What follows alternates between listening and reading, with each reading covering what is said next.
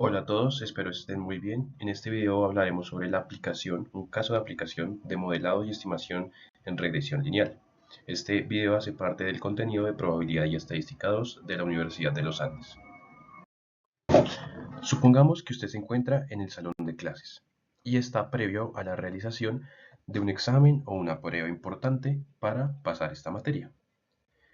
De alguna forma, usted pudo acceder a un histórico de 400 datos sobre el desempeño en esta prueba determinada. En esta base de datos usted tiene columnas que es de información relacionadas con el tiempo de estudio, la asistencia a clases como un porcentaje, el nivel de estrés, las horas de trabajo como una actividad laboral y el uso de redes sociales. Además, para cada fila usted o realización, usted cuenta con el puntaje que esa persona o, o ese dato, esa realización obtuvo. Teniendo en cuenta esto, ¿qué cree que usted podría llegar a realizar o a pensar teniendo en cuenta lo visto en previos videos sobre el modelado y la estimación en regresión lineal? También todo lo visto en clases magistrales. Listo. Teniendo en cuenta entonces el caso de aplicación visto anteriormente, en el cual tenemos 400 datos de realizaciones para variables explicativas y variables de respuesta, es posible entonces iniciar y aterrizar el modelado y la estimación a algo más cuantitativo, lo cual se realizará en el software R. Entonces, este es el software R. Tiene generalmente cuatro ventanas. Esta es la ventana del código. Esta ventana de acá es donde se puede ir corriendo las líneas por líneas del código.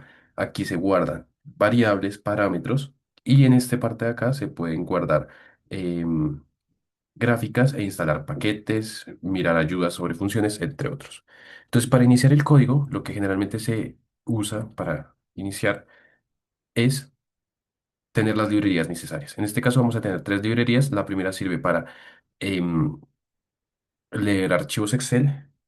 La segunda y tercera son librerías que sirven para generar gráficos. Lo siguiente importante es determinar la ruta del archivo, y es que yo voy a tener mi archivo de datos guardado localmente en algún lugar y necesito poder llegar a acceder a ese lugar. Entonces, mediante esta fórmula de acá, set working directory, yo llego a donde tengo los datos guardados.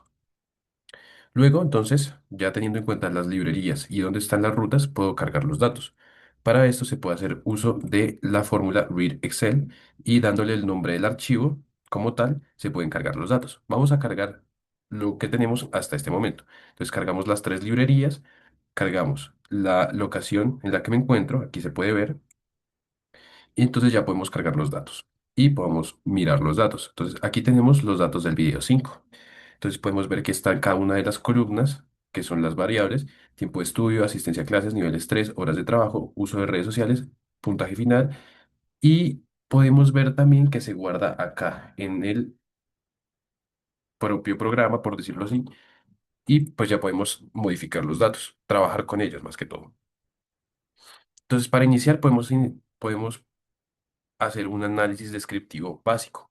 Entonces, para hacer un análisis descriptivo básico se puede partir de el resumen de los datos. Entonces, aquí en la parte de abajo podemos ver estadísticas descriptivas básicas como valores mínimos, mediano, la mediana y el valor máximo, así como cuantiles, que son otro tipo de estadística importante. Y así podemos ir viendo cómo es la dispersión o los valores que pueden llegar a tomar cada uno de estos datos. Ahora, con el fin de poder realizar gráficos descriptivos básicos, podemos transformar la base de datos a una base de datos que llamaremos long. La base de datos long se caracteriza por tener esta estructura de acá. Entonces yo tengo el puntaje, vean que este puntaje realmente es el mismo, este de acá, pero entonces lo estoy agrupando por variable y su valor. ¿Esto para qué sirve? Para poder trabajar gráficas de forma más sencilla. ¿Gráficas como qué? Gráficas que me den análisis descriptivo como el boxplot. Entonces, con este código que hace parte de la librería ggplot, podemos hacer un boxplot muy fácilmente. Entonces, aquí se va a ver la gráfica y entonces se puede ver un boxplot individual por variable, un- ya que cada variable tiene una escala diferente. Entonces, aquí podemos volver a ver de manera gráfica varias de estas estadísticas que ya calculamos o ya determinamos anteriormente. Seguidamente podemos hacer un histograma haciendo uso de este código en el cual pues es posible ver más o menos cómo ya ese patrón o cómo se comporta cada una de las variables de acuerdo pues a sus propios datos. Ahora ya podemos iniciar entonces de esta forma con un análisis gráfico más robusto y con robusto me refiero a hacer análisis de gráficos de dispersión. Entonces, esto con el fin de poder mirar cómo se comporta cada una de las variables con respecto a la variable de respuesta. De esta forma, al correr esta línea de código, entonces vamos a tener distintas gráficas. Vamos a ver, entonces, por ejemplo, en el eje Y, cuál es el puntaje y en el eje X, los valores que pueden tomar, digamos, la asistencia a clases. Ya sabemos que es un porcentaje y va de 0 a 1. Lo mismo con las horas de trabajo, nivel de estrés, tiempo de estudio y uso de redes sociales. Hasta este punto, entonces ya podemos empezar a hablar un poco de modelado. Por ejemplo, podríamos decir que se ve a partir de estas gráficas, y acá hay una línea que lo que hace es como obtener como una línea recta por todos los datos, que podría ser una regresión lineal, dado que aquí se pone LM, Linear Model. Entonces podemos ir mirando esa pendiente de esa recta o el efecto, si lo quieren pensar, de la variable explicativa contra el puntaje, que es la variable de respuesta. Por ejemplo, es fácil identificar que horas de trabajo, nivel de estrés y uso de redes sociales parece que son tres variables explicativas que no tienen incidencia en el puntaje. ¿Por qué? Porque su pendiente es básicamente cero. No se ve una pendiente ni positiva ni negativa, más bien se ve una línea plana. También sus datos se ven bastante dispersos y sin algún tipo de tendencia. Sin embargo, en cuanto a la asistencia a clases, podemos ver que ya se ve una pendiente positiva y unos datos bien dispersos. En cuanto al tiempo de estudio, se ve que también hay una pendiente positiva, sin embargo, los datos están concentrados hacia un punto en específico, hacia de 0 a 20 horas de estudio. Entonces, ¿qué podríamos pensar en este momento? Podríamos pensar en agregar al modelo asistencia a clases y tiempo de estudio de esta forma y pues realmente no sería algo tan descabellado. Sin embargo, en el video anterior de modelado vimos que se pueden realizar transformaciones. Es por esto entonces que en la siguiente línea de código lo que yo estoy haciendo acá es que a datos video 5, que es nuestra base de datos original, le estoy agregando una nueva columna que se llame logaritmo del tiempo de estudio. Y agregué una nueva columna que realmente es el logaritmo natural del tiempo de estudio. ¿Por qué? Porque entonces, como lo vimos en esta gráfica, los datos parece que están muy concentrados y con el logaritmo buscaríamos que estos se proyecten o se establezcan más cerca a la línea recta que se marcó ahí en la gráfica. Entonces, vean que si vamos a datos video 5, entonces yo ya tengo una nueva columna. Listo. Entonces, como cambiaron la base de datos, vuelvo a sacar el log de los datos. Ya saben para qué sirve. Y de esta forma vuelvo a generar el mismo gráfico que ya había generado.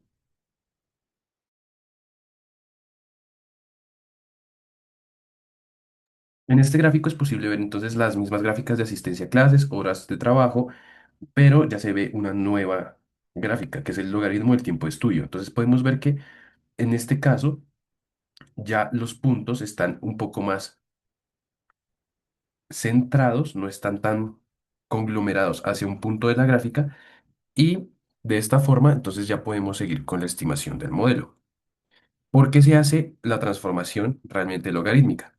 Porque se puede llegar a pensar que al inicio las horas de estudio ayudan bastante para mejorar el puntaje. Sin embargo, va a llegar un punto en el que por más horas de estudio que yo tenga, no se va a mejorar el puntaje. O sea, va a llegar a un límite, tal como se describe una gráfica de un logaritmo.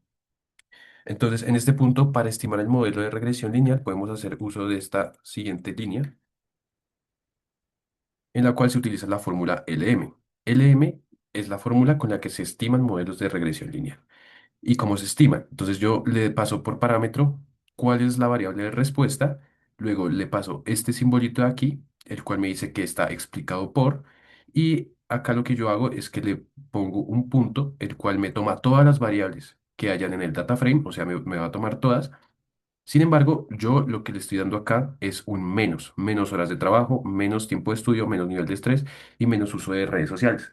Es decir, que estoy tomando todas, excepto estas, con el fin de obtener solamente asistencia a clases y el logaritmo del tiempo, logaritmo natural del tiempo de estudio.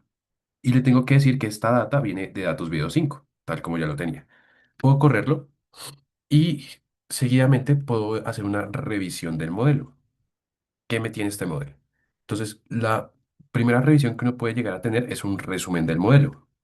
Con este resumen es posible ver entonces cuál es la fórmula del modelo de regresión lineal, sus coeficientes estimados para cada uno de los betas, su desviación estándar, el valor t de significancia individual y el p-valor asociado a ese valor t. También es posible encontrar distintos datos importantes, tal como el R cuadrado y el R cuadrado ajustado. También es posible encontrar el F de el estadístico de prueba de significancia global, sus grados de libertad y el p-valor de esta prueba, por decirlo así. A partir de lo visto anteriormente en R, fue posible entonces realizar un análisis descriptivo básico obteniendo estadísticas descriptivas tales como la media, la mediana, los valores máximos y mínimos, y también fue posible desarrollar un análisis gráfico en el cual se pudo encontrar patrones y tendencias de cada una de las variables explicativas versus la variable de respuesta, la cual es el tiempo. Con este análisis gráfico fue posible entonces dar a conocer el modelo con el cual se continuaría y se estimaría, teniendo en cuenta estos patrones y ya aplicando lo visto en videos anteriores sobre el modelado en regresión lineal. En este momento lo que haremos es una interpretación del modelo obtenido, ya que pudimos estimar el modelo y ahora vamos a ver qué es lo que nos dice este. Como punto de partida vamos a tener que el puntaje obtenido está explicado por un beta 0, el beta 1 relacionado al porcentaje de asistencia a clases y un beta 2 que está relacionado con el logaritmo del tiempo de estudio. Recordemos que esta variable se le dio un poco más de funcionalidad al implementar esta transformación. Y por último tenemos el error. Entonces recordemos la salida que obtuvimos de R. Entonces tenemos el resumen del modelo y pasaremos a mirar punto por punto qué es lo importante de este. En primer lugar, de la salida es muy importante observar que es posible ver cuál es la fórmula de ese modelo. Podemos ver qué variable de respuesta tenemos y qué variables de explicativas o predictoras estamos teniendo en cuenta. Luego podemos ver los coeficientes como siguiente valor muy importante a tener en cuenta. Entre estos el estimado. Pasemos uno por uno. En el intercepto tenemos un estimado de 19.11. Entonces, ¿esto qué quiere decir? Este es el puntaje esperado cuando la asistencia es igual a 0 y el logaritmo del tiempo de estudio es igual a 0. Es decir, cuando el estudiante no asiste a clases y no estudia. Esto sirve bastante como un punto de referencia. Luego seguimos con el beta o el estimado de asistencia a clases, el cual es igual a 23.30. Este quiere decir que por cada incremento de una unidad en la proporción de asistencia, el puntaje final aumenta en 23.3 puntos en promedio, cuando se mantiene el resto constante. Esto implica que cada 10% extra de asistencia aporta alrededor de 2.3 puntos en el puntaje obtenido.